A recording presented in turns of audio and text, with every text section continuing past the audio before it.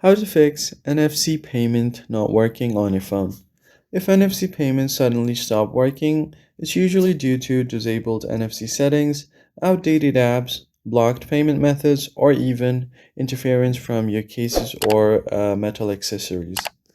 You can fix it by checking your phone's NFC's options. So start off by going over to settings. Then from here, you need to find your connection settings, tap on it. From connections, go to NFC and contactless payment. As you can see, I have currently disabled this option. All you have to do is tap on the toggle to enable the NFC payment. And you can also select your default wallet. Tap on default wallet app, select any one of your wallet, and you should be good to go. And if you want other NFC services, tap on it. You can find all of these Google app services that they provide. Then you can also remove your cases or covers. If you have thick metal cases, they can easily block NFC signals.